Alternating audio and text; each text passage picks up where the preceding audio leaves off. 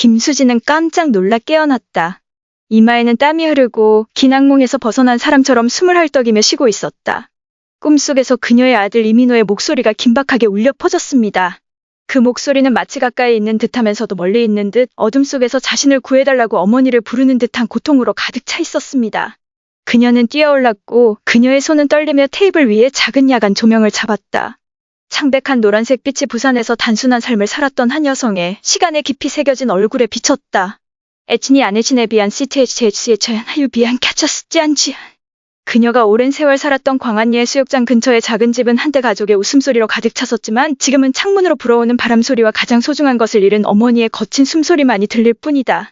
수지는 눈물을 글썽이며 침대에 앉아 있었고 손은 마치 옛날에 남아있는 온기를 간직하고 싶어하는 듯 무의식적으로 침대 시트를 움켜쥐고 있었다. 방금 꾼 꿈은 처음이 아니었지만 끊임없이 반복되는 괴로운 기억의 연속이었고 그때마다 누군가가 그녀의 가슴을 쥐어짜는 것처럼 아팠다. 그녀의 외아들 이민호는 1년여 전 아무런 흔적도 없이 아무런 설명도 없이 사라져 그녀에게 풀리지 않은 의문만을 남겼습니다. 그녀는 그가 집을 나설 때 그의 아직도 생생히 기억한다. 그의 눈은 밝고 생기가 넘쳤으며 그의 미소는 광안리 해수욕장의 아침 햇살처럼 부드럽고 따뜻했다. 그것이 그녀가 아들을 본 마지막 순간이었고 그녀가 삶 속에서 아들의 존재를 느낀 마지막 순간이었습니다. 그날부터 수진의 삶은 싱싱하지 않고 고통과 무력감에 시달리는 길고 공허한 나날들만 남았습니다. 부산은 여전히 예전처럼 활기가 넘쳤고 파도 소리가 여전히 해안에 꾸준히 울려 퍼졌지만 그녀에게는 모든 것이 멈춘 것처럼 보였다. 따뜻한 집이었던 작게 치는 공간으로 변했다. 창가에 앉아 책을 읽던 의자, 집구석에 조용히 놓여있던 운동화, 그리고 매일 아침 즐겨 만들던 커피 냄새, 이 모든 것이 매일 그녀의 심장을 꿰뚫는 칼과 같았습니다. 수진 씨는 종종 창가에 서서 밤에 밝게 빛나는 광안대교와 물 위에 반사된 불빛이 수천 개의 별똥별처럼 반짝이는 모습을 바라보곤 했지만 더 이상 그런 아름다움을 볼 수 없었다. 비안시 체주암 아유. 비안시 체자스지안지 안암 아유. 그녀는 그 꿈이 징조였는지 아니면 점점 정신을 잃어가는 어머니의 마음속에서 기억이 환상으로 바뀐 것인지 궁금했습니다. 꿈속에서 민호가 부르는 소리가 너무 선명해서 그의 목소리의 떨림 하나하나를 느낄 수 있었다. 마치 그가 어딘가에 있는 것 같았고 너무 가까워서 그녀가 그에게 다가갈 수 없는 것 같았다. 수지는 일어나 천천히 거실로 들어왔다. 그녀의 맨발은 차가운 나무 바닥에 닿았다. 그녀는 방구석에 있는 작은 재단에 멈춰 섰는데 그곳에는 오랫동안 타오르는 촛불 옆에 가족 사진이 깔끔하게 놓여 있었습니다. 사진에는 그녀의 남편 김태식, 민호 그리고 그녀의 어린 소녀 최은비까지 4명이 몇 년 전 해운대 해수욕장에서 피크닉을 하며 밝게 웃고 있는 모습이 담겨 있다. 가족이 아직 온전했던 시절, 민호의 웃음소리가 파도소리와 바닷바람 속에 울려 퍼지던 시절이 그녀에게 가장 행복했던 시절이었다. 지금 태식은 없고 민호는 실종되었고 은비는 며느리인 엄마 박지영과 함께 살고 있다. 수지는 사진 속 민호의 얼굴을 만지려고 손을 뻗었고 떨리는 손가락이 그의 미소를 쓰다듬으며 소리 없이 눈물을 흘렸다. 그녀는 아들에 대한 모든 세세한 것까지 기억한다. 생각에 잠길 때 머리카락을 만지던 모습, 엄마를 부르던 낮은 목소리, 부산 최고의 토목 기술자가 되겠다는 꿈을 말할 때 눈에 띄던 반짝임까지. 그는 한때 광안대교보다 더 아름다운 다리를 짓고 싶다고 말한 적이 있는데 그러면 어머니가 그 위에 당당히 서서 바다를 바라볼 수 있을 거라고 했습니다. 하지만 그 꿈은 민호와 함께 해안에서 멀어져가는 거품처럼 사라져버렸습니다. 수지는 낡은 안락의자에 앉으며 민호가 실종된 이후의 초기 시절을 떠올렸다. 그녀와 태식은 경찰에 신고하는 것부터 도시 곳곳에 포스터를 붙이는 것까지 그를 찾기 위해 온갖 방법을 다 써봤지만 모두 막다른 길로만 끝났다. 경찰은 단서가 없고 김해공항에서 그를 촬영한 카메라도 없으며 집을 떠난 후 어디로 갔는지 아는 사람이 없다고 밝혔다. 민호는 이 세상에서 사라져버린 듯했고 그녀에게는 위로할 수 없는 고통만 남았습니다. 그녀의 의지가 강한 남편 태식은 자식을 찾느라 지쳐있고 결국 부산에서 비오는 날 세상을 떠나고 수지는 홀로 상실을 마주하게 된다. 이제 그녀는 지울 수 없는 기억과 괴로운 꿈 속에서 이 집에서 홀로 남았습니다. 그녀는 민호가 정말 도움을 요청한 것인지 아니면 그가 어딘가에 살아있을 것이라는 희미한 희망에 매달리는 그녀의 마음인지 궁금했다. 광안대교에서 비치는 빛이 창문으로 들어와 수진의 눈물 젖은 얼굴을 비췄다. 그녀는 일어나서 작은 발코니로 나갔습니다. 그곳은 민호가 매일 밤 가장 좋아하던 장소였습니다. 바닷바람이 소금기 어린 냄새를 실어 날랐지만 그녀 마음의 아픔을 달래줄 수는 없었다. 수지는 다리 위에서 나오는 불빛이 흩어진 빗점처럼 반사되어 있는 깜깜한 바다를 내려다보았다. 그녀는 민호가 광안대교를 가리키며 언젠가 부산의 기적을 만들어내겠다고 말했던 마지막 때를 기억했다. 그 약속은 이제 차가운 밤 공기에 녹아내리는 산들바람일 뿐입니다. 수지는 난간을 꽉 움켜쥐었다. 차가운 금속의 느낌이 손바닥으로 스며들었다. 마치 현실은 더 이상 아름다운 꿈을 위한 자리가 없다는 것을 일깨워주는 것 같았다. 하지만 꿈속에서 민호가 부르는 소리가 여전히 그녀의 머릿속에 선명하고 긴박하게 울려 퍼졌고, 그녀는 그가 어딘가에 있고 엄마가 그를 구해달라고 부탁하고 있다는 생각을 떨칠 수 없었다. 수지는 집으로 돌아와서 가족이 모이던 작은 식탁에 앉았다. 그녀는 따뜻한 식사가 그리웠고, 민호가 직장 이야기를 하던 때, 태식에 농담을 하던 때, 그리고 그녀의 인생에서 가장 중요한 두 남자에게 미소 짓던 때가 그리웠다. 이제 식탁은 텅 비어 있었고, 오직 민호의 낡은 그릇만이 구석에 조용히 놓여 있었다. 그녀는 손을 내밀어 그것을 만졌고, 그 시원한 도자기는 마치 잃어버린 기억을 만지는 것 같은 느낌을 주었습니다. 눈물이 다시 떨어져 조용히 나무 테이블에 스며들었다. 수지는 민호가 사라진 날 이후로 몇 번이나 울었는지 모르지만 눈물 한 방울 한 방울마다 말로 표현할 수 없는 그리움과 무력감이 깃들어 있다. 그녀는 창밖을 바라보았는데 광안대교의 불빛이 끊임없이 깜빡이고 있었다. 그것은 세상이 계속된다는 것을 알려주는 신호였지만 그녀의 삶은 오래전에 멈췄다. 부산의 밤은 아직 지나가고 파도 소리는 도시의 심장박동처럼 꾸준하지만 수진에게는 모든 소리가 단지 고통의 메아리일 뿐이다. 그녀는 일어나서 작은 책장으로 걸어가 먼지 쌓인 오래된 앨범을 꺼냈다. 이 앨범에는 민호의 어린 시절부터 성인 시절까지의 사진이 담겨 있습니다. 광안리의 수욕장을 달리는 소년, 졸업식에서 웃는 10대, 첫 출근 날 정장을 입은 야심찬 청년의 모습이 담겨 있습니다. 수지는 매 페이지를 넘길 때마다 기억 하나하나가 해안을 깨는 파도처럼 밀려와 그녀를 걷잡을 수 없는 감정의 흐름 속으로 휩쓸어 갔다. 그녀는 민호가 서울로 떠나기 직전에 찍은 마지막 사진에서 멈춰섰다.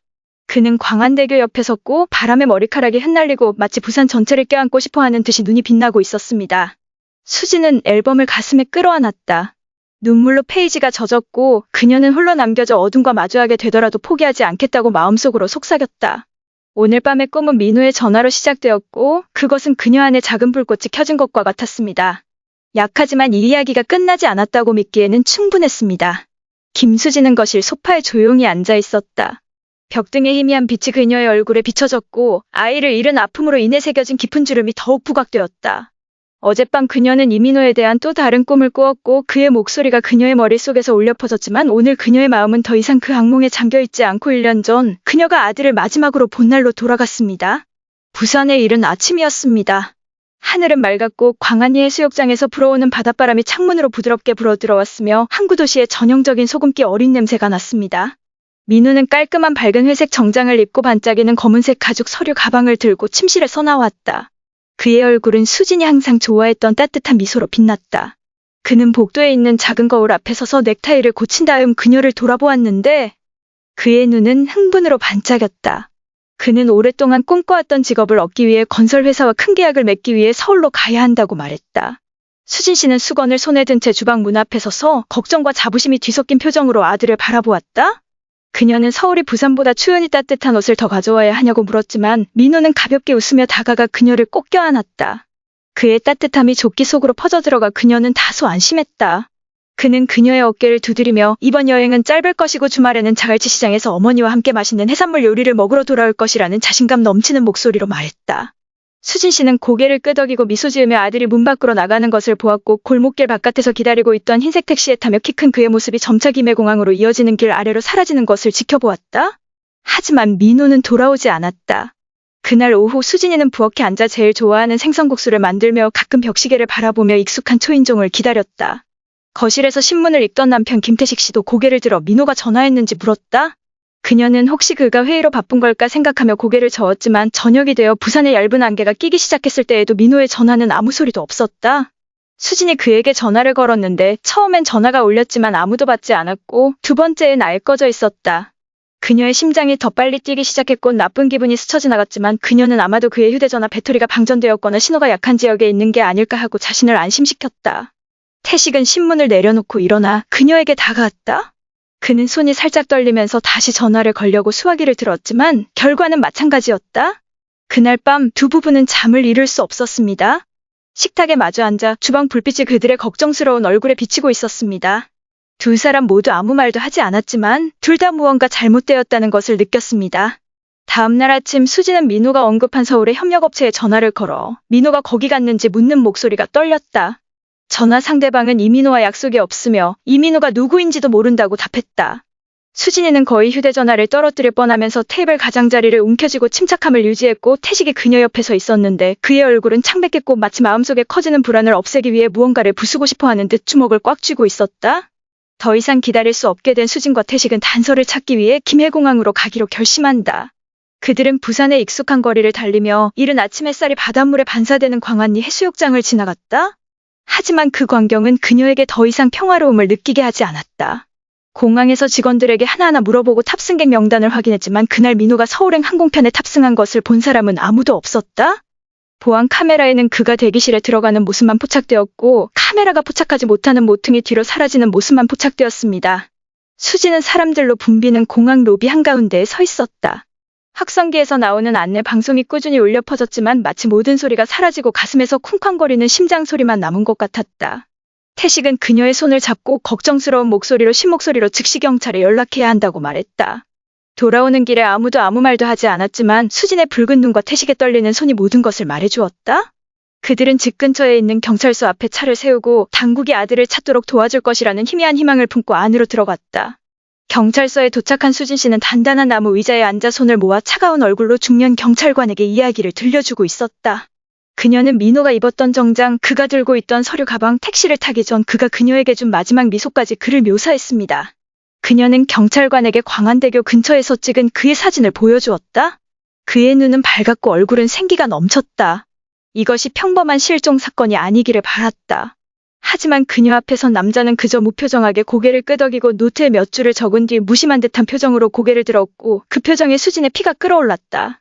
그는 실종된 어른들은 대개 스스로 돌아오고 민호는 아마 며칠 동안 어딘가에 다녀온 것일 뿐이고 가족들은 그렇게 걱정할 필요가 없다고 말했다.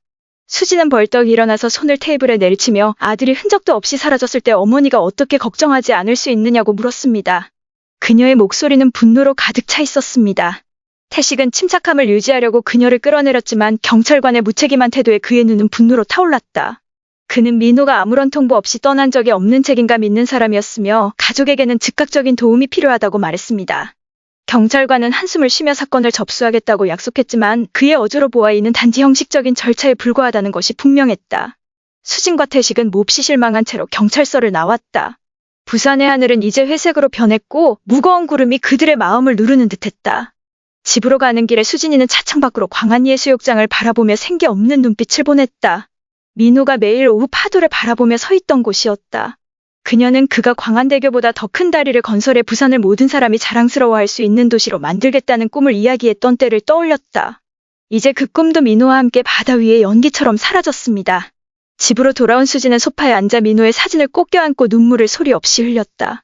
태식은 창가에 서서 밤에 빛나는 광안대교를 바라보고 있었다. 그의 손은 마치 마지막 희망을 붙잡으려는 듯 창틀을 움켜쥐고 있었다. 그녀는 경찰을 기다려도 소용없다는 걸 알았습니다.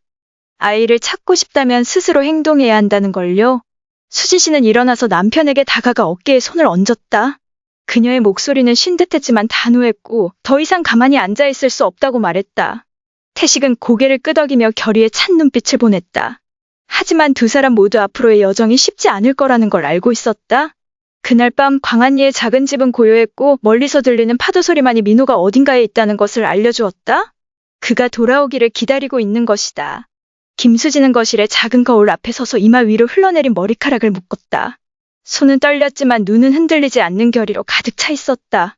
경찰이 도움을 거부하자 그녀와 그녀의 남편 김태식은 부산 하늘로 연기처럼 사라진 아들 이민호를 스스로 찾는 수밖에 없었다. 그날 아침 비가 내리고 있었고 작은 물방울이 광안리 해수욕장 근처 집들의 지붕 위에 고르게 떨어져 얇은 안개를 만들어 광안대교의 불빛을 가렸습니다.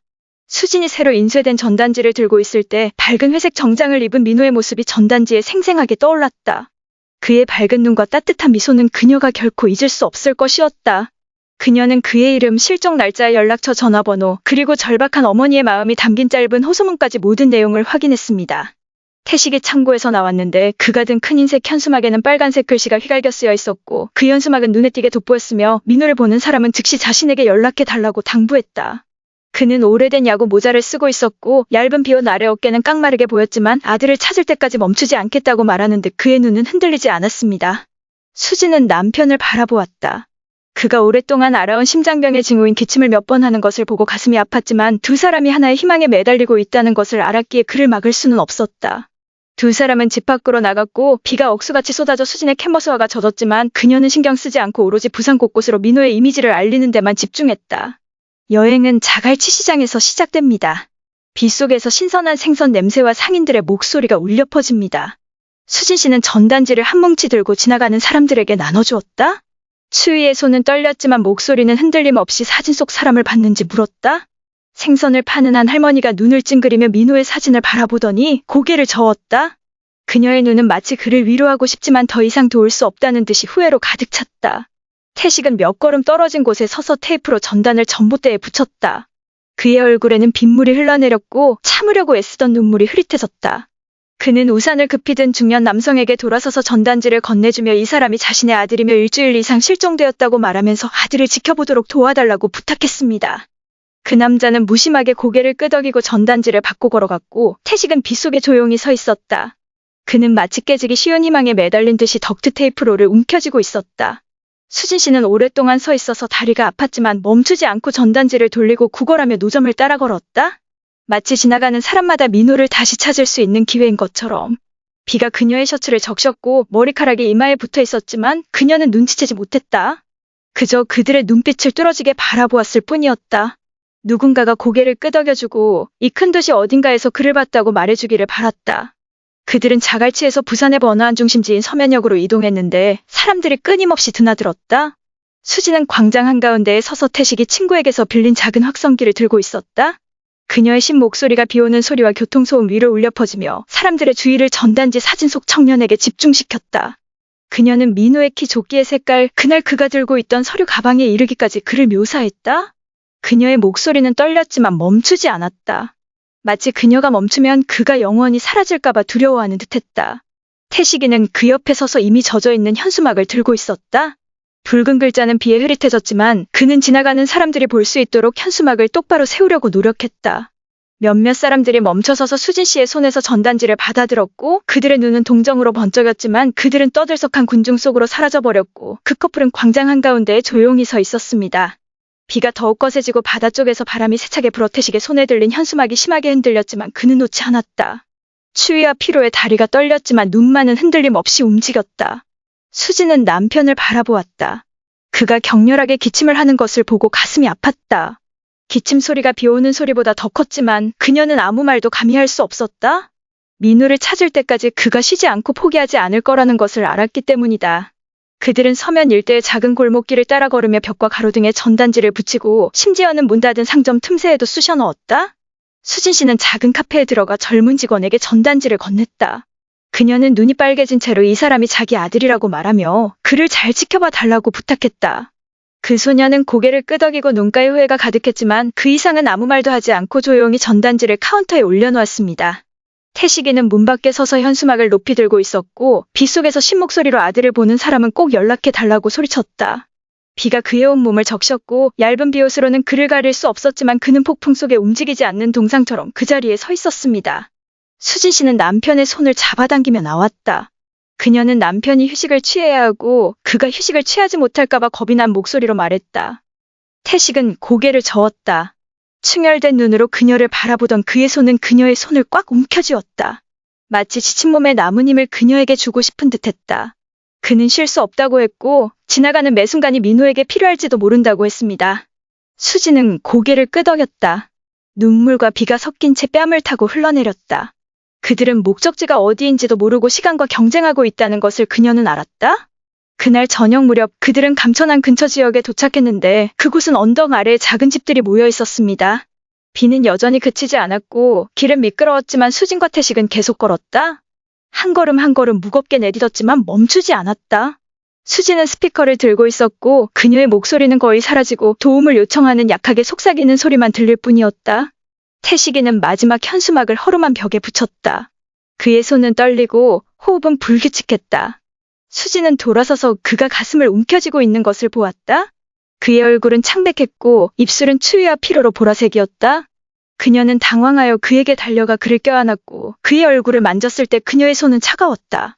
태식이는 일어서려고 했지만 다리가 풀려 항구로 이어지는 작은 길에 쓰러졌고 그의 주변에는 빗물이 흘러내렸다. 수진이 비명을 질렀다. 그녀의 목소리는 비 속에 묻혀버렸고 그녀는 남편을 꼭 껴안았다. 그가 얼떡이며 숨쉬는 것을 보자 눈물이 멈추지 않았다. 그녀는 그에게 자신을 떠나지 말라고, 이 여행에 자신을 혼자 두지 말라고 간청했지만 태식은 단지 그녀의 손을 잡았고 그의 눈은 고통으로 흐릿해졌다. 마치 그가 최선을 다했다는 것을 말하듯이. 수지는 그를 꼭 껴안았고 그녀의 울음소리는 부산거리에 떨어지는 빗소리와 어우러졌다. 그들은 민호를 찾기 위해 온 마음을 다했지만 이제 어둠이 다가오며 세상에 남은 마지막 그녀를 앗아갈 위기에 처해 있었다. 김수지는 소파에 웅크리고 앉아 광안리 해수욕장 근처의 차가운 집에서 남아있는 마지막 온기를 붙잡으려는 듯이 두 팔로 몸을 꼭 껴안았다. 그날 밤 비는 계속해서 지붕 위에 내리고 있었고 처마에서 떨어지는 물소리와 멀리서 들리는 파도 소리가 뒤섞여 그녀가 벗어날 수 없는 슬픈 심포니를 만들어냈다. 불과 몇 시간 전 그녀는 몇 달 동안 그녀와 함께 흔적도 없이 사라진 아들 이민호를 찾던 남편 김태식을 잃었습니다. 감천항 근처 길에서 비에 젖어 쓰러져 있는 태식의 모습이 아직도 그녀의 머릿속에 생생히 남아있었다. 그의 눈은 고통으로 흐릿했고 그의 손은 마지막 작별 인사를 하듯 그녀의 손을 꽉 잡고 있었다. 수지는 쏟아지는 빗 속에서 그를 꼭 껴안고 떠나지 말라고 간청하며 비명을 질렀지만 늦게 도착하는 구급차 소리는 차가운 침묵만을 불러일으켰다. 병원에 도착한 의사는 무거운 얼굴로 고개를 저으며 태식의 심장 상태가 너무 심각해서 더 이상 할 수 있는 게 없다고 말했습니다. 수진 씨는 응급실 앞에 꼼짝없이 서 있었다. 다리는 굳어버렸고 손은 여전히 그의 젖은 비옷을 움켜쥐고 있었다. 마치 온 세상이 발밑에서 무너져 내리는 것 같은 기분이었다. 그녀는 어떻게 집에 돌아왔는지 기억하지 못했다. 다만 의식을 되찾았을 때 그녀는 여기 어둠 속에 앉아 채울 수 없는 공허함에 직면해 있었다는 것만 기억했다. 이제 작은 집 안은 고요했고 태식이의 발소리도 그녀에게 차를 마실 것인지 묻는 쉰 목소리도 더 이상 들리지 않았다. 수지는 주위를 둘러보다 그가 매일 밤 신문을 읽던 안락기자의 시선이 멈췄다. 마지막 신문이 여전히 그 자리에 놓여 있었고 마치 그가 돌아올 때까지 기다리듯 깔끔하게 접혀 있었다. 그녀는 일어나 창가로 걸어갔다. 광안대교는 밤에 밝게 빛나고 있었고 그 불빛이 빗속의 희미한 빛처럼 광안리 바다에 반사되었다. 그녀는 태식과 민호와 함께 바다를 바라보며 서 있는 이 장면을 좋아했지만 이제 빛은 그녀의 가슴을 아프게 할 뿐이며 그녀의 인생에서 가장 중요한 두 남자를 잃었다는 것을 상기시켜줍니다. 수진이 유리창을 만지려고 손을 뻗자 차가운 느낌이 손끝으로 스며들었고 눈물이 소리 없이 흘러내려 옷깃을 적셨다. 그녀는 민호를 찾던 시절, 태식이가 민호의 건강이 악화되는 것을 무릅쓰고 부산 곳곳에 전단지를 붙이던 시절, 비가 오는 가운데 기침을 하면서도 아들의 사진이 있는 현수막을 들고 있던 시절을 떠올렸다. 그는 모든 것을 희생한 뒤 민호가 돌아오는 것을 보지 못한 채 떠났다. 수지는 그가 그녀를 비난하고 있는지 그를 붙잡아주지 않고 그의 심장이 너무 약할 때 그를 쉬게 하지 않은 것을 그녀가 비난하고 있는지 궁금했다. 하지만 그녀는 아무리 그를 막으려고 해도 태식이 계속할 것이라는 걸 알았습니다. 태식도 그녀 못지않게 민호를 사랑했고 그 사랑이 그를 영원히 어둠 속으로 끌어들였기 때문입니다. 수지는 방구석에 있는 작은 재단으로 걸어갔다. 재단에는 가족 사진이 깔끔하게 놓여 있었고 오래전에 꺼진 촛불의 불빛이 민호와 태식의 얼굴을 비추고 있었다. 그녀는 무릎을 꿇고 사진틀을 만지자 손이 떨렸고 그녀의 손가락은 남편과 아들의 미소 위를 쓰다듬었는데 마치 그들을 좀 더 오래 붙잡고 싶어하는 것 같았다. 눈물이 끊임없이 떨어져 나무 바닥을 적셨지만 그녀는 눈물을 닦지 않고 그저 앉아 고통이 온몸을 덮치도록 내버려 두었습니다. 그녀는 온 가족이 함께 모인 마지막 시간, 해운대 해수욕장에서 보낸 오후를 기억했다. 민호가 모래사장을 뛰어다니고 태식의 파도가 그의 발을 때리자 큰 소리로 웃던 모습과 행복이 가득한 마음으로 그들을 지켜보던 모습이 이제 그 기억은 날카로운 칼이 되어 그녀가 눈을 감을 때마다 그녀의 심장을 찔러 죽입니다. 수지는 일어나 발코니로 나갔다. 바닷바람이 불어와 뼈를 으스러뜨릴 듯한 추위를 가져왔지만 그녀는 추위를 느끼지 못했다. 심장의 고통이 모든 감각을 마비시켰기 때문이다. 그녀는 광안대교의 불빛이 깜빡거리는 검은 바다를 내려다보며 민호가 아직 어딘가에 있는지, 아버지가 자신 때문에 떠났다는 것을 알고 있는지 궁금해했다. 그녀는 비명을 지르고 싶었고 아들의 이름을 부르고 싶었지만 목이 막혀 작은 흐느낌만이 흘러나왔고 파도가 해안을 치는 소리에 섞여 있었습니다. 다음 날 수진 씨는 소파에 꼼짝도 않고 앉아 멍하니 공허한 공간을 바라보고 있었다. 비는 멎었지만 부산의 하늘은 여전히 회색이었는데 마치 그녀의 기분을 반영하고 있는 듯했다.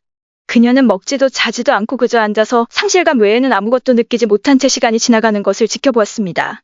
테이블 위에 전화가 몇 번 울렸지만 그녀는 전화를 받지 않았다. 친구나 이웃에게서 위로의 말을 듣고 싶지 않았기 때문이다. 그녀에게 이제 모든 말은 의미가 없고 태식을 다시 데려올 수도 없고 민호를 다시 자기 곁으로 데려올 수도 없다. 그녀는 일어나 주방으로 걸어가면서 태식이가 쓰던 그릇을 무심코 집어들었다가 더 이상 그녀와 함께 저녁을 먹을 사람이 없을 거라는 걸 알고는 그릇을 내려놓았다. 수지는 거실로 돌아와 소파에 앉아 머리를 두 손으로 움켜쥐었다. 온몸이 무너져 내리는 듯한 기분이었다. 그녀는 창밖을 내다보았다. 광안대교에서 나오는 불빛은 여전히 밝았지만 그녀에게 그것은 단지 생명이 없는 그림일 뿐이었다. 생명이 없고 의미가 없었다. 민호가 아직 실종되어 있고 태식이 없고 추억으로 가득하지만 숨막힐 정도로 텅 빈 집에 홀로 남겨졌을 때 그녀는 어떻게 살아갈지 고민했다. 절망에 빠져있던 수진을 혼란스러운 생각에서 끌어낸 것은 초인종이었다. 그녀는 천천히 일어나 문 쪽으로 걸어갔다. 그녀의 다리는 마치 바닥에 눌려있는 것처럼 무거웠다. 그녀가 문을 열자 그녀의 며느리 박지영이 눈시울이 붉어지고 얼굴에는 걱정이 가득했다. 지영 옆에는 머리를 묶은 채 오래된 테디베어를 움켜쥐고 있는 어린 조카 최은비가 있다. 지영은 그녀의 초대를 기다리지 않고 들어와 수진의 어깨에 손을 얹었다. 그녀의 목소리는 따뜻했지만 떨렸다. 그녀는 지금 혼자일 수 없고 서로에게 남은 유일한 가족이라고 말했다. 수진은 지영을 바라보고 다시 은비를 내려다보았다.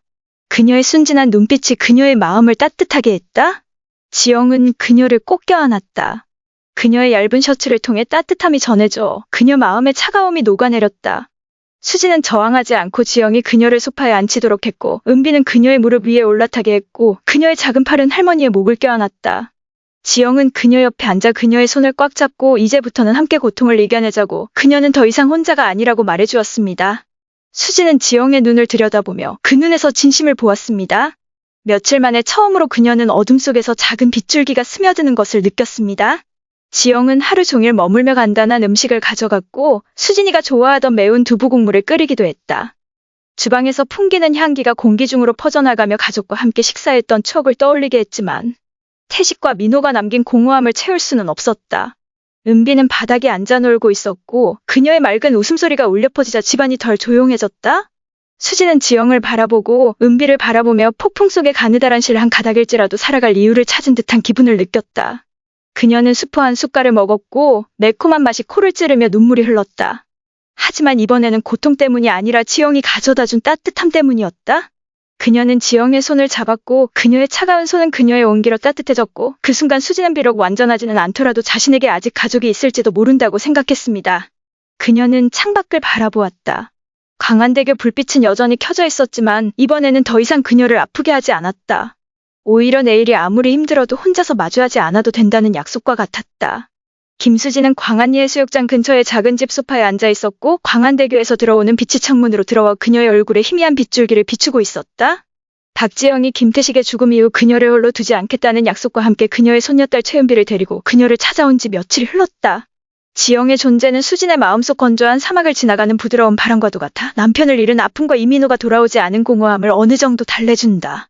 그날 지영 씨는 따뜻한 미소를 지으며 집으로 들어와 간단한 음식 봉지 하나를 들고 테이블에 올려놓고 재빨리 부엌으로 들어가 간단한 식사를 준비했습니다. 수진 씨는 앉아서 지친 눈으로 며느리의 모든 움직임을 쫓았다. 야채를 다지고 매운 두부국을 저어주고 그릇을 조심조심 테이블에 올려놓는 모습까지. 수프 냄새가 방 안에 퍼지며 가족이 아직 온전했던 시절 태식이가 맞은편에 앉아있고 민호가 행복한 이야기를 들려주던 시절이 떠올랐다. 은비는 소파 주위를 뛰어다니며 오래된 테디베어를 꼭 껴안았다. 태식이 떠난 후로 수진에게 익숙해진 무거운 침묵을 깨고 맑은 웃음소리가 울려 퍼졌다. 그녀는 은비의 머리카락을 쓰다듬으며 손녀의 부드러운 머리카락을 손끝으로 만졌다.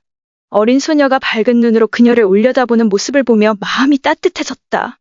마치 어린 시절의 민호와 같았다. 지영은 그녀 옆에 앉아 수진의 손 위에 손을 얹었다. 그녀의 손은 따뜻하고 단단해서 마치 그녀에게 계속 살아갈 힘을 주고 싶은 듯했다. 그 후로도 지영은 종종 은비에게 집에 찾아와 소박하지만 정겨운 음식을 가져다 주곤 했다. 수진이가 좋아하던 고운 생선, 미역국 등의 음식을 만들어서 부드러운 눈빛으로 그녀 앞에 놓고 조금이라도 먹으라고 독려했다. 수진은 더 이상 거절하지 않고 젓가락을 집어들었다.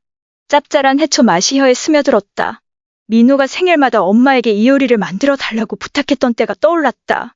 지영은 그 맞은편에 앉아 음식을 먹으며 은비에 대해 그녀가 종이에 바다 파도를 그리는 걸 얼마나 좋아하는지 아버지가 어디에도 없을 때 그녀가 던졌던 순진한 질문들에 대해 이야기를 나누었다. 수진은 가끔 미소를 지으며 귀를 기울였다. 지영이가 걱정해주는 모습에 자신의 마음이 조금씩 치유되는 듯한 기분이었다. 은비는 무릎 위에 올라타서 이야기를 요구하고 수진은 민호가 어린 시절 광안리 해변에서 맨발로 모래를 묻히고 뛰어다녔던 일을 회상한다. 그녀의 목소리는 쉼 편이었지만 아들에 대해 말할 때는 그녀의 눈이 빛났다. 마치 이야기를 하는 것만이 그녀의 마음속에서 아들을 살아있게 하는 유일한 방법인 것처럼. 지영은 그의 옆에 앉아 주의 깊게 듣고 가끔 고개를 끄덕이며 두 사람 모두 사랑하는 사람을 잃은 고통을 겪고 있다는 것을 이해하는 듯 그녀의 눈은 동정심으로 빛났다. 어느 날 오후 광안리 해변에 붉은 노을이 지는 가운데 지영은 수진 옆에 앉아 소파에 앉아 그녀의 한 손을 꽉 잡고 부드럽지만 의미심장한 목소리로 큰 변화를 제안했다.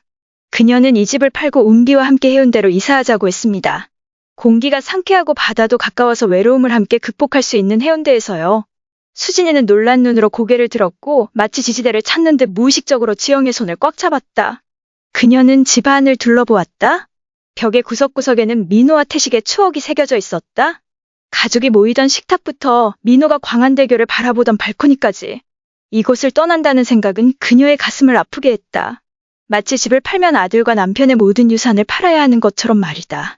그녀는 태식이가 방구석에 앉아 신문을 읽던 밤 그의 마른 기침소리가 침묵 속에 울려 퍼지던 때를 기억했고 민호가 아침에 커피를 끓여서 그 향기가 집안 전체에 퍼지던 때를 기억했다. 수진 씨는 아무 말도 없이 눈물을 글썽이며 창밖을 바라보았다. 광안대교에서 나오는 불빛이 마치 그녀에게 머물러 있으라고 부르는 듯 번쩍였다.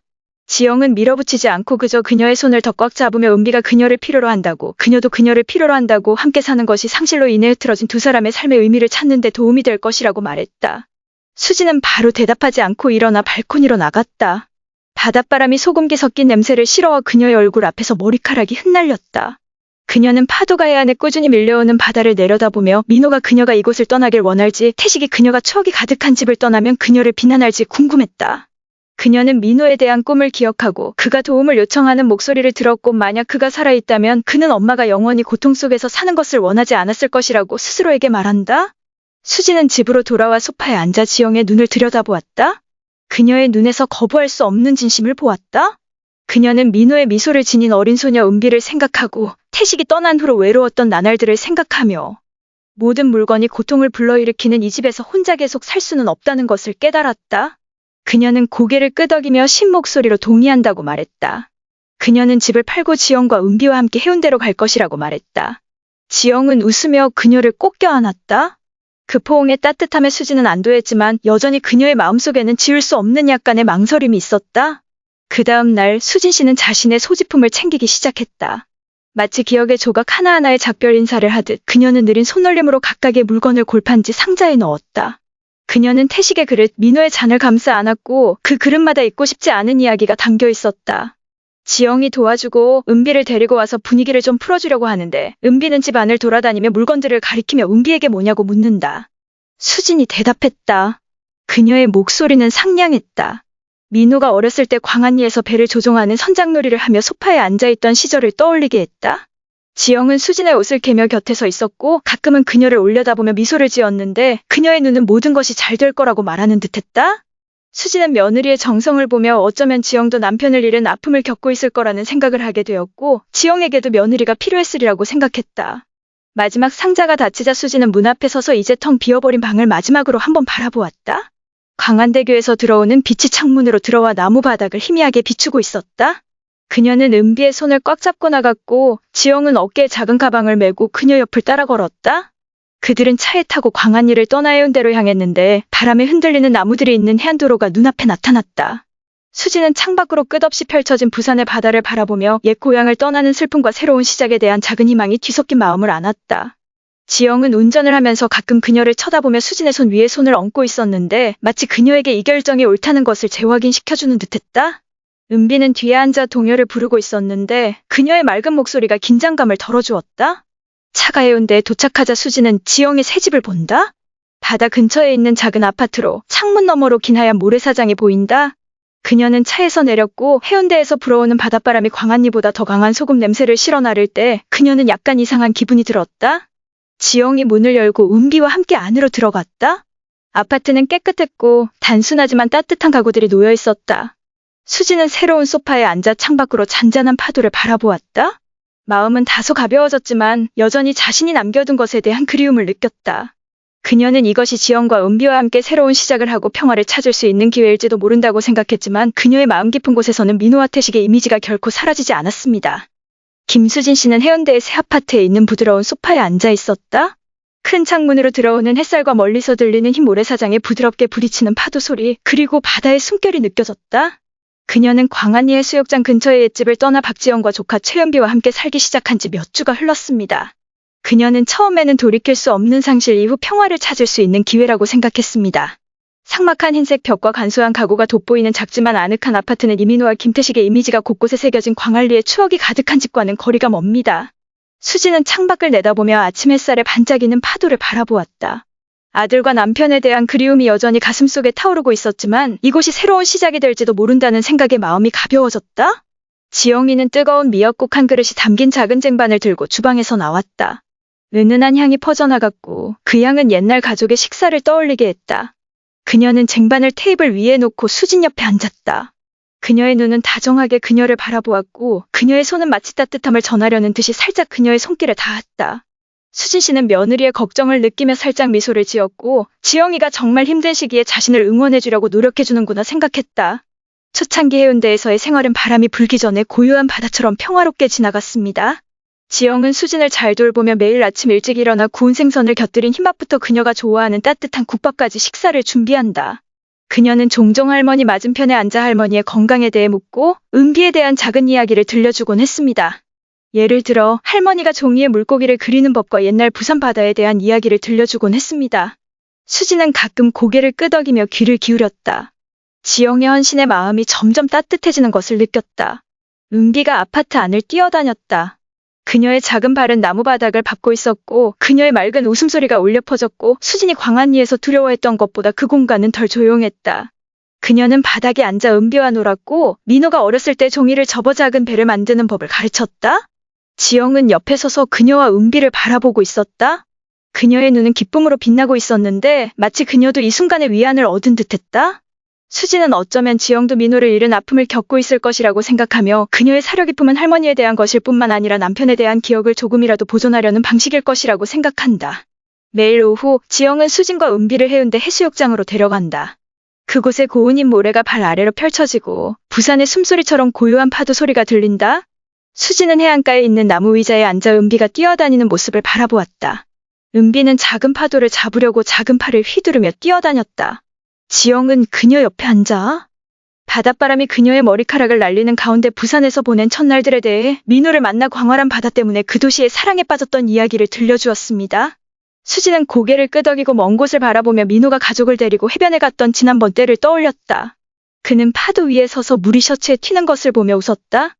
그녀는 지영에게 그 이야기를 들려주었다. 쉰 목소리였지만 따뜻했다. 기억을 공유하는 것이 민호를 마음속에 살아있게 하는 유일한 방법인 것 같았다. 지영은 그녀의 손을 잡고 귀를 기울였다.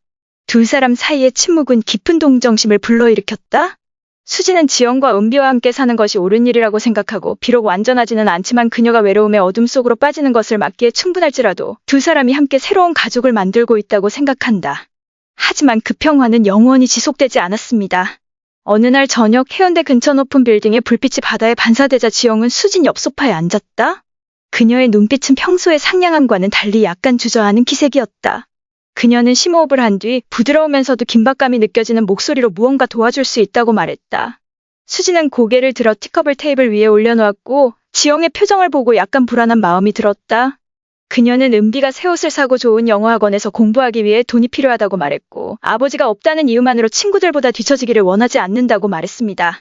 수지는 눈살을 찌푸리고 소파 가장자리를 움켜쥐며 은비가 왜 5살밖에 안 됐는지 왜 이렇게 많은 돈이 필요한지 묻는 목소리가 살짝 떨렸다.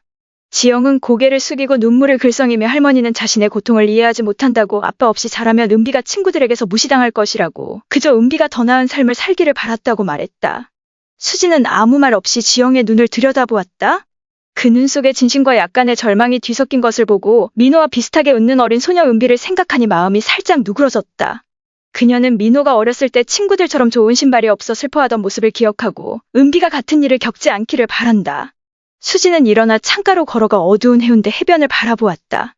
먼 해안의 불빛이 그녀의 마음속에서 말로 표현되지 않은 질문처럼 깜빡였다. 그녀는 자신에게 남은 적은 저축, 그녀와 태식의 노후를 위해 수년간 모아온 돈을 생각했지만 이제 그녀가 의지할 사람은 지영과 은비뿐이었다. 그녀는 돌아서 소파에 앉아서 여전히 고개를 숙이고 손을 모아 기다리는 듯이 있는 지영을 바라보았다. 수진은 한숨을 쉬며 돈을 주겠다고, 은비를 위해서라면 도울 의향이 있다고 말했다. 지영이는 눈을 들어 사랑으로 반짝이며 할머니의 손을 꽉 잡았다. 그녀의 따뜻한 손길은 수진에게 이 결정이 반드시 틀린 것은 아니라는 것을 느끼게 했다. 다음 날 수진은 은행에서 500만 원을 꺼내 지영에게 주었다. 요즘 들어 고요한 바다 밑에 흐름처럼 불안한 감정이 그녀의 가슴에 스며들기 시작했다. 어느 날 저녁, 그녀는 마음속에서 분노와 고통이 타오르는 것만 느꼈다. 그녀는 검은 바다와 먼 해안에서 깜빡거리는 불빛을 내려다보며 포기할 수 없다고, 혼자라 하더라도 계속 싸워야 한다고 생각했습니다. 수진은 집으로 돌아와 전화기로 가서 전화기를 들고 혜림에게 전화를 걸었다. 그녀의 목소리는 지영이가 방금 은비를 데려갔다는 것과 할머니가 당장 그들을 찾도록 도와야 한다는 것이었다. 혜림은 전화통화 중에 낮지만 단호한 목소리로 재빨리 행동하겠다고 약속했고, 그 말은 감정의 폭풍 속에서 수진에게 약간의 위안을 주었다. 수진 씨는 전화를 끊고 밖으로 나가 부산의 빗속에 섰다. 그녀의 눈은 지영이 떠난 방향을 굳게 바라보았다. 비가 그녀의 머리카락을 적시고 얼굴을 타고 흘러내렸지만 그녀는 신경 쓰지 않았다. 그녀는 그저 그 자리에 서서 주먹을 꽉 쥐고, 그녀의 마음은 흔들리지 않는 결의로 가득 차 있었다. 그녀는 민호를 생각했다. 그가 도움을 요청하는 꿈을 떠올렸다. 그의 마지막 문자 메시지를 떠올렸다. 그리고 그녀는 멈추지 않을 거라고, 은비를 찾을 거라고, 아들에 대한 진실을 찾을 거라고 자신에게 말했다. 비록 그녀가 가장 깊은 어둠 속을 걸어야 할지라도 말이다. 파도 소리와 빗소리가 뒤섞여 그녀가 아직 끝내지 못한 여정을 계속하도록 재촉하는 듯했다. 수진은 움직이지 않고 멀리 바라보고 있었다. 해운대의 불빛이 빗속에서 희미하게 깜빡이고 있었다. 그녀의 마음은 무거웠지만 깨지지는 않았다. 마치 폭풍 속에서도 여전히 타오르는 작은 불꽃 같았고, 잃어버린 것에 대한 정의를 요구하는 날이 밝아오기를 기다리고 있었다. 그녀는 마음속으로 민호가 자신을 기다려달라고, 그를 헛되이 보내지 않을 거라고, 지영이가 어디에 숨어있든 자신이 반드시 그녀를 찾아내고 은비를 데려와서 자신의 가족을 앗아간 비밀을 밝혀낼 거라고 속삭였다. 불빛이 바다 건너 깜빡거리자 지영은 수진 옆 소파에 앉았다. 평소의 상냥함과는 달리 그녀의 눈은 약간 긴장되어 있었다. 그녀는 따뜻하지만 살짝 떨리는 엄마의 손을 잡고 이번에는 은비가 자라서 국제학교에서 공부할 수 있도록 돈이 더 필요하다고 말했다. 1,000만 원이었다. 수지는 눈을 가늘게 뜨고 지난번보다 금액이 더 많다는 말을 듣고는 무의식적으로 소파 가장자리를 움켜쥐며 고개를 들었다. 그녀는 은비가 겨우 5살인데 왜 지금 국제학교에 가야 하는지 물었고, 그녀의 목소리는 놀라움과 약간의 의심으로 떨렸다. 지영은 고개를 숙이고 손을 꽉 쥐며 말했다. 이해가 안 간다고, 은비가 좋은 미래를 갖기를 바란다고, 아빠가 없는 것 자체가 큰 불이익이라고, 은비가 가난하게 자라는 걸 원하지 않는다고. 수지는 아무 말 없이 지영의 눈을 들여다보았다. 그 눈 속에 진심과 간청이 뒤섞인 것을 보고 은비를 생각하며 마음이 살짝 누그러졌지만 이번에는 예전처럼 불안한 감정이 사라지지 않았다. 그녀는 500만 원을 받았을 때 지영이 보였던 따뜻하면서도 약간은 낯선 미소를 기억했고, 이제 이 새로운 요구의 지영이 정말 은비에게 좋은 것만을 바라는 것인지 아니면 다른 무언가를 숨기고 있는 것인지 궁금해졌다. 수지는 일어나 창가로 가서 어두운 해운대 해변을 바라보았다. 먼 해안에서 보이는 불빛이 어둠 속에서 잃어버린 빗정 같았다. 그녀는 줄어드는 저축, 그녀와 태식이 몇 년 동안 모아온 돈, 그리고 마지막으로 인출한 돈의 일부만 남은 것을 생각했다. 그녀는 돌아서 소파에 앉아서 여전히 고개를 숙이고 손을 꽉 쥐고 기다리는 지영을 바라보았다. 수지는 한숨을 쉬며 돈을 주겠다고, 은비를 위한 것이라면 거절할 수 없다고 했지만 그녀의 목소리는 마치 자신을 설득하려는 듯 살짝 주저하는 듯했다. 지영이는 눈을 반짝이며 감사하는 마음으로 올려다보며 은비가 불이익 없이 잘할 것이라고 말하며 그녀를 꼭 껴안았다. 수지는 지영의 따뜻한 포옹을 느끼며 고개를 끄덕였지만 미소를 띤 채 방을 나가면서 마치 보이지 않는 돌멩이가 가슴을 누르는 것처럼 가슴이 무거워졌다. 그녀는 혼자 앉아 창밖을 바라보고 있었다. 바다 파도 소리가 꾸준히 울려 퍼졌지만 이번에는 평화로운 느낌이 들지 않았다. 오히려 상황이 그녀가 생각했던 것만큼 간단하지 않다는 경고였다. 다음 날 수지는 돈을 찾으러 나갔다. 지영에게 1,000만 원을 건네줄 때 그녀의 손은 떨렸고, 돈을 받을 때 그녀의 눈은 빛났지만 이번에는 수진의 안도감은 이전처럼 느껴지지 않았다. 그녀는 소파에 앉아 머리를 두 손으로 움켜쥐고 은비에 대한 사랑에 눈이 멀었는지, 지영이 그녀가 믿었던 것처럼 정말 신뢰할 만한 사람인지 궁금해했다. 의심은 유리에 생긴 작은 균열처럼 커졌습니다. 눈에 띄지는 않았지만 그녀를 불안하게 만들기에 충분했습니다. 그날 오후 수진이는 은비와 바닥에 앉아 놀고 있을 때 초인종이 울렸고 그녀는 혼란스러운 생각에서 깨어났습니다. 그녀는 일어나 문을 열었고 정예림이 서 있는 것을 보았다. 민호가 실종된 이후로 보지 못했던 오랜 친구였다. 혜림이 들어와서 날카로운 눈으로 아파트 주변을 둘러보더니 걱정이 가득한 눈으로 수진의 얼굴을 바라보았다. 그녀는 소파에 앉아 엄마의 손을 잡았다. 엄마의 목소리는 낮았지만 단호했다. 며느리의 과거에 대해 놀라운 사실을 막 발견했다고. 지영이를 조심해야 한다고 말이다. 수진은 눈살을 찌푸리고 혜림이 무슨 말인지 묻는 동안 손이 살짝 떨렸다. 나쁜 예감으로 가슴이 쿵쾅거렸다. 혜림은 현재 부산의 한 대형 신문사에서 탐사기자로 근무하고 있으며 서울에서 금융사기 사건을 조사하던 중 정식으로 기소되지 않았음에도 불구하고 관련자 명단에서 지영의 이름을 발견했다고 말했다. 수진 씨는 아무 말도 없이 눈을 크게 뜬 채 혜림의 손을 꽉 잡고 마치 지지대를 찾는 듯했다. 그녀는 그럴 수 없다고 항의하고 지영이는 항상 자신에게 친절했고 지영이와 은비를 친가족처럼 돌봐줬다고 말한다. 혜림은 고개를 저으며 엄격한 표정을 지으며 자신이 너무 남을 믿는다고 친절함은 때로는 거칠에 불과하고 속에 숨겨진 깊은 의미가 있다고 말했다. 수진은 혜림이 경고를 남기고 떠나는 것을 꼼짝 않고 지켜보았다. 그녀의 마음은 폭풍 전 해운대 바다처럼 흔들렸다. 그녀는 지영이가 돈을 달라고 할 때의 모습, 돈을 받았을 때의 미소, 그녀가 간과했던 눈빛의 약간 이상한 표정, 그리고 지금 혜림의 말이 그녀의 신앙에 꽂히는 칼과도 같았다는 것을 떠올렸다. 그녀는 일어나 창가로 걸어가 바다를 바라보았다. 파도가 치는 소리가 꾸준히 울려 퍼졌지만 이번에는 그녀의 심장이 더 빨리 뛰었다. 마치 진실을 알아내기 위해 무언가를 하라고 재촉하는 것 같았다. 수지는 소파에 앉아 두 손으로 머리를 움켜쥐었다. 온 세상이 발밑에서 기울어지는 듯한 기분이었다. 그녀는 민호에 대한 꿈과 그가 울려 퍼지는 도움 요청을 떠올리며 지영이 아들의 실종과 관련이 있는지, 그녀의 친절이 정말 진심이었는지 궁금해합니다. 그 의심은 점점 커져갔고 사라질 수 없었기 때문에 그녀는 더 이상 가만히 앉아있을 수 없었습니다. 그녀는 일어나 전화기 쪽으로 걸어가 떨리는 손으로 전화기를 들고 안동우에게 전화를 걸었다. 안동우는 혜림이 이전에 만났을 때 언급한 사립 탐정이다. 그녀는 지영에 대해 알아내야 한다고, 아무리 고통스럽더라도 진실을 알고 싶다고 신목소리로 말했다. 동우는 동의하며 전화 너머로 차분한 목소리로 즉시 시작하겠다고 약속했다. 수지는 전화를 끊고 소파에 앉아 창밖으로 해운대의 깜빡거리는 불빛을 바라보았다. 그녀의 마음은 무거웠지만 결의로 가득 차 있었다. 그녀는 주먹을 꽉 쥐고 지영이 정말로 민호의 실종에 연루되었는지 물었다. 동우는 아직 구체적인 증거는 없지만 이 메시지를 통해 민호가 지영이 실종되기 직전에 그녀를 의심했고 그녀가 자신이 말할 시간이 없는 짓을 했을지도 모른다는 것을 알 수 있다고 말했다. 수지는 일어나 창가로 걸어가 어두운 해운대 해변을 바라보았다. 먼 해안의 불빛이 그녀의 마음속에서 말로 표현되지 않은 질문처럼 깜빡였다. 그녀는 민호에 대한 꿈을 기억했습니다. 도움을 요청하는 그의 목소리가 울려 퍼지고 있었고 이제 이 메시지는 꿈과 현실을 연결하는 조각과 같았고 두려움과 분노로 그녀의 심장을 두근거리게 했습니다. 그녀는 지영과 함께 살았던 시절, 그녀가 요리했던 식사 은비 때문에 돈을 달라고 했던 때, 그리고 그녀가 간과했던 약간 이상한 미소를 떠올렸다. 수지는 돌아서 소파에 앉아 동우의 손을 꽉 잡고 앞으로 어떻게 해야 할지, 정말 민호의 친척이라면 지영과 같이 살 수 없을 거라고 물었다. 동우는 계속해서 조사를 하겠다고 하고 앞으로 지영을 조심하라고 한 뒤 일어나 아파트를 나갔다. 수진의 바닥에는 종이가 놓여 있었고 그녀의 마음은 폭풍에 휩싸였다. 수진은 혼자 앉아 민호의 필체가 적힌 종이를 바라보고 있었다. 눈물이 소리 없이 흘러내려 나무 바닥을 적셨다.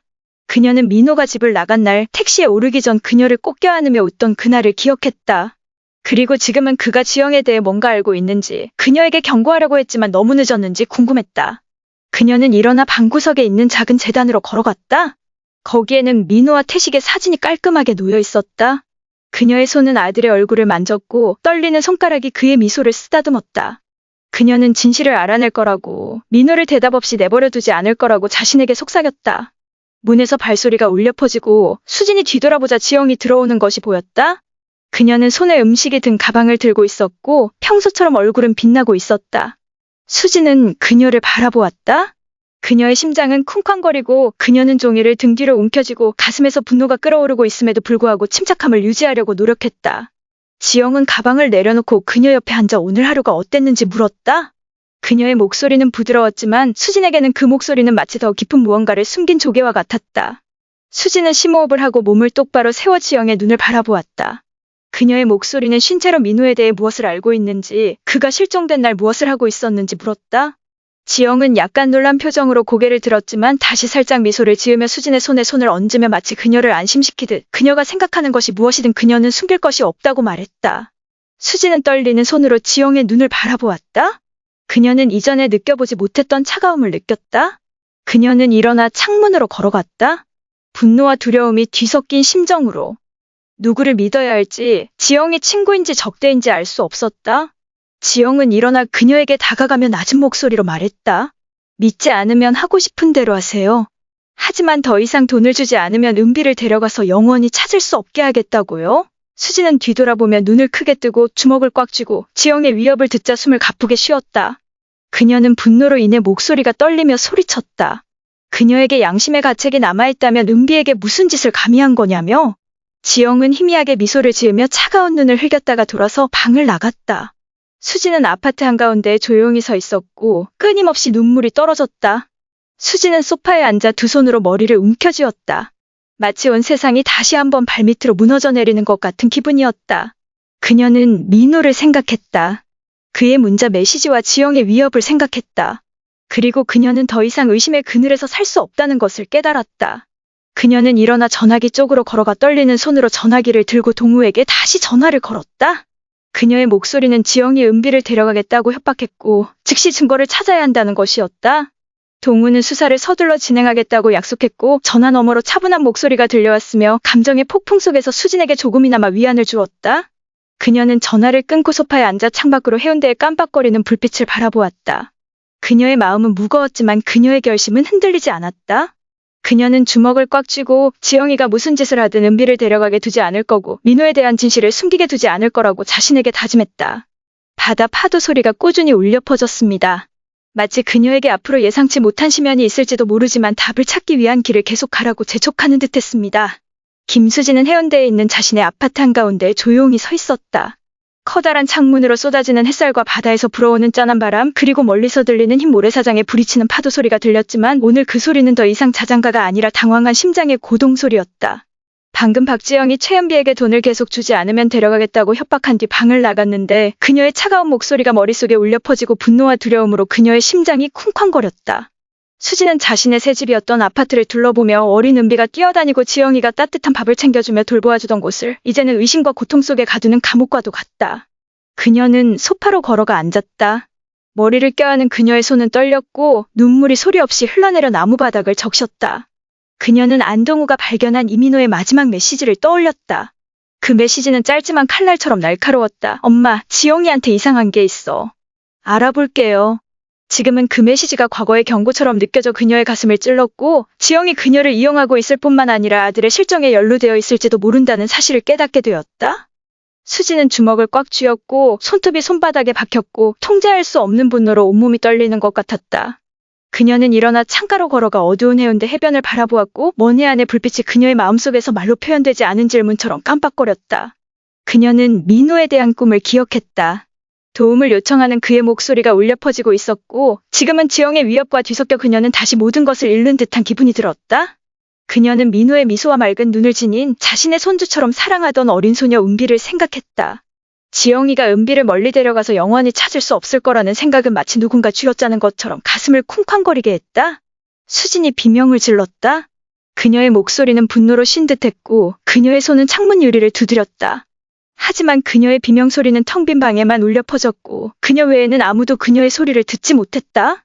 그녀는 돌아서서 식탁으로 걸어가 은비의 작은 그릇을 만졌다. 그녀의 손가락은 그릇 가장자리를 따라 움직였다. 그녀는 지영이 그녀를 데려가게 둘 수 없고 민호에 대한 진실을 계속 숨기게 둘 수 없다고 생각했다. 그녀는 의자에 앉았고 손으로 얼굴을 가렸고 끊임없이 눈물을 흘렸다. 마치 빠져나올 수 없는 함정에 빠진 것 같은 기분이었다.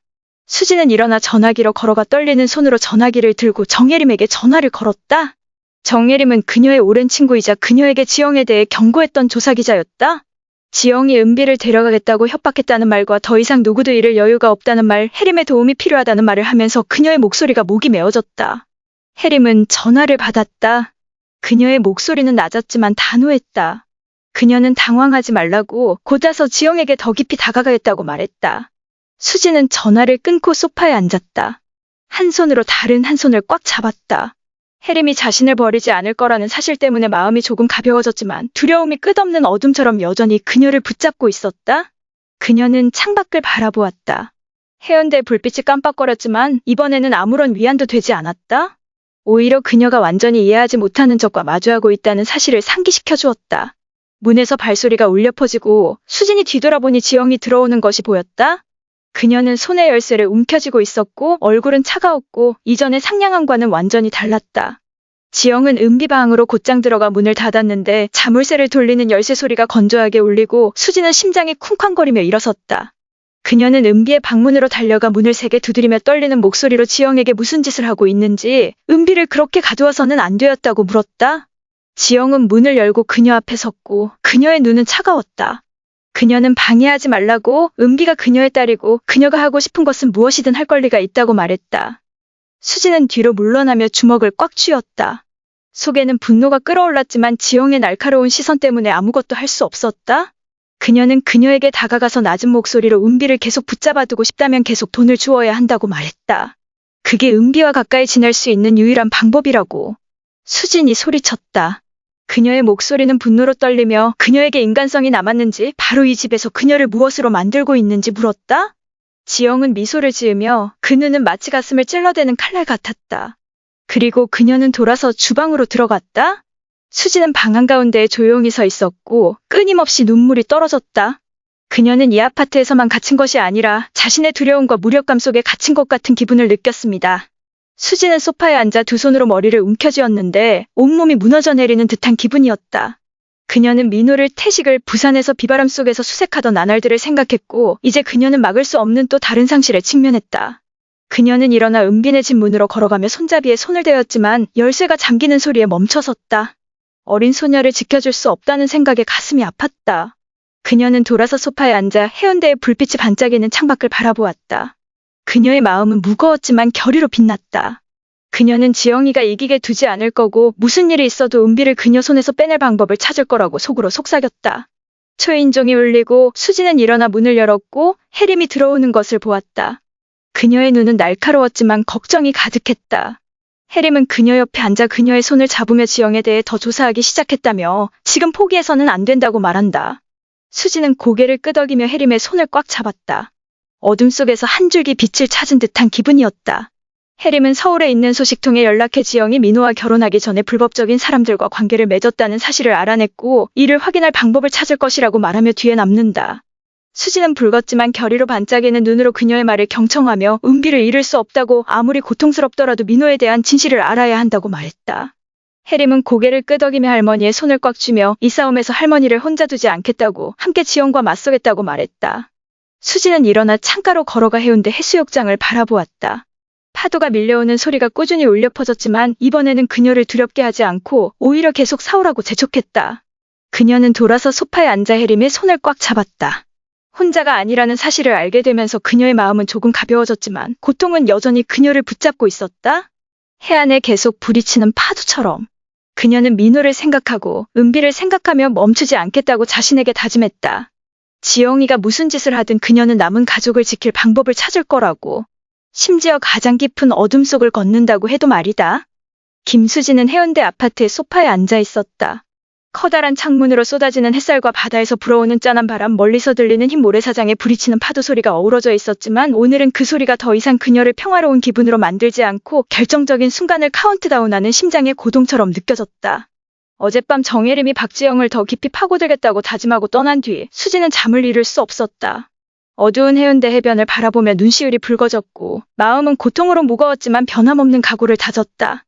그녀는 돈을 주지 않으면 최연비를 데려가겠다는 지영의 협박과 안동우가 찾아낸 이민호의 마지막 메시지, 지영에 대한 짧지만 날카로운 경고를 생각하며 더 이상 의심의 그늘에서 살 수 없다는 것을 깨달았다. 수진은 일어나 방구석에 있는 작은 재단으로 걸어갔다. 거기에는 민호와 김태식의 사진이 깔끔하게 놓여 있었다. 그녀의 손은 아들의 얼굴을 만졌고 그녀의 손가락은 그의 미소를 쓰다듬었다. 그녀는 아무리 고통스럽더라도 진실을 찾아야 한다고 생각했다. 그녀는 소파로 돌아와 앉았습니다. 한 손은 다른 한 손을 꽉 쥐었고 온몸이 분노와 두려움으로 떨리는 것을 느꼈습니다. 하지만 이번에는 분노와 두려움에 눌리지 않고 다가올 일에 맞설 힘으로 바꾸었습니다. 그날 아침 혜림이 돌아왔다. 그녀는 날카로운 눈빛과 긴장된 얼굴로 아파트로 들어왔고 손에는 얇은 서류 한 장을 들고 수진을 바라보며 마치 그녀에게 새로운 발견을 준비시켜 주려는 듯했다. 수진은 일어나 혜림을 소파에 앉히며 잔에 물을 따라 혜림 앞에 놓았고 그녀의 가슴은 나쁜 예감으로 쿵쾅거렸다. 혜림은 서울에 있는 소식통에 연락해 지영의 과거를 파헤쳐보았고 민호와 결혼하기 전에 불법적인 활동에 연루된 사람들과 자주 연락을 했다는 사실을 알아냈지만 그녀를 유죄 판결을 내릴 만한 명확한 증거는 없었다고 말했다. 수지는 움직이지 않고 앉아서 눈을 크게 뜬 채 소파 가장자리를 움켜쥔 채 혜림의 이야기를 듣고 있었다. 그녀는 믿고 싶지 않은 진실에 가슴이 찢어지는 것 같았다. 혜림은 동우와 협의했다고 말을 이어가며 동우는 또 다른 단서를 발견한다. 바로 민호가 실종되기 전날 지영의 전화번호로 낯선 사람에게 걸려온 전화였는데 통화 내용은 몇 분간 이어졌지만 아무도 모른다. 수지는 일어나 창가로 가서 해운대 해수욕장을 바라보았다. 이른 아침 햇살이 물에 반사되었지만 그녀에게 그것은 생기가 없는 생명력이 없는 그림과 같았다. 그녀는 돌아서서 앉아서 혜림의 손을 꽉 잡고 이게 무슨 뜻인지, 지영이 정말 민호에게 뭔가를 했다면 무슨 뜻인지 물었다. 혜림은 고개를 저으며 아직 증거는 충분하지 않지만 모든 것이 그 방향을 가리키고 있고 다가올 일에 대비해야 한다고 말했다. 수지는 조용히 앉아 테이블 위에 서류를 바라보았다. 눈물이 소리 없이 흘러내려 나무바닥을 적셨다. 그녀는 지영과 함께 살았던 날들, 그녀가 요리했던 음식들, 은비 때문에 돈을 달라고 했던 시간들을 떠올렸는데 지금은 이 모든 것이 뭔가 끔찍한 것을 숨기기 위해 연출된 연극처럼 느껴졌다.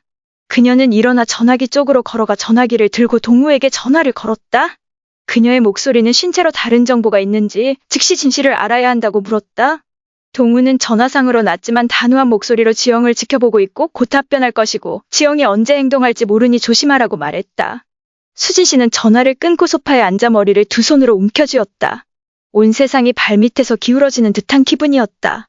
그녀는 창밖을 바라보며 해운대 근처의 높은 빌딩에서 나오는 불빛을 바라보며 더 이상 기다릴 수 없다고, 무슨 일이 있어도 지영을 마주해야 한다고 생각했다. 문에서 발소리가 들리고 수진이 돌아보자 지영이 들어왔다. 그녀의 손은 은비를 끌어안고 있었고 그녀의 차가운 얼굴은 이전의 상냥함과는 완전히 달랐다. 수지는 은비가 엄마의 손을 꽉 잡고 있는 것을 보고 가슴이 쿵쾅거리며 일어섰다. 은비는 어리둥절한 눈빛으로 엄마의 손을 꼭 잡고 있었다. 지영은 수진 맞은편에 서서 차가운 눈빛으로 말했다. 그녀는 돈을 계속 줄 수밖에 없고 그러지 않으면 오늘 은비와 함께 부산을 떠나겠다고. 수진이 한 걸음 더 다가왔다. 그녀는 주먹을 꽉 쥐고 떨리는 목소리로 민호에게 무슨 짓을 했는지, 은비를 위협하는데 양심의 가책이 남았는지 물었다. 지영은 희미하게 웃으며 은비의 손을 꽉 쥐었다. 그녀는 은비에게 물어볼 자격이 없다고, 그녀는 그저 의미 없는 이야기를 늘어놓는 늙은 엄마일 뿐이라고 말했다. 수지는 분노로 목소리가 떨리며 소리쳤다. 민호의 메시지가 있다고, 민호가 실종되기 전에 그녀를 의심했다고, 그리고 그녀는 그것을 영원히 숨길 수 없을 것이라고. 지영은 잠시 멈췄다가 놀란 눈으로 번쩍였지만 곧 냉소적으로 말하며 자신이 원하는 것은 무엇이든 생각하라, 자신이 자신에게 아무것도 할 수 없다고 말했다. 수진이 앞으로 나서며 마치 지영을 붙잡으려는 듯이 손을 들었지만 지영은 그녀를 밀어내고 은비를 문 쪽으로 끌고 가며 스스로 조심하라고 한 뒤 나갔다. 수지는 방 한가운데에 조용히 서서 끊임없이 눈물을 흘렸다. 비가 내리기 시작했고 작은 물방울이 지붕 위에 고르게 떨어졌고 빗소리와 파도 소리가 뒤섞여 해운대 공간은 그 어느 때보다 무겁게 느껴졌다. 수지는 문으로 달려가 지영과 은비의 모습이 비 속으로 사라지는 것을 바라보았다. 아무것도 하지 못한 채 끌려가는 어린 소녀를 보며 가슴이 아팠다. 그녀는 돌아서 소파에 앉았고 손으로 머리를 움켜쥐었고 온몸이 무너져 내리는 듯한 기분을 느꼈습니다. 그녀는 민호를 생각했고 태식을 생각했고 부산에서 비바람 속에서 수색하던 나날들을 생각했고 이제는 가족 중 마지막으로 남은 은비를 잃었다. 그녀는 일어나 발코니로 나갔다. 비가 그녀의 옷을 적셨다. 바닷바람이 불며 뼈를 시리게 하는 추위를 가져왔다. 하지만 그녀는 추위를 느끼지 않았다.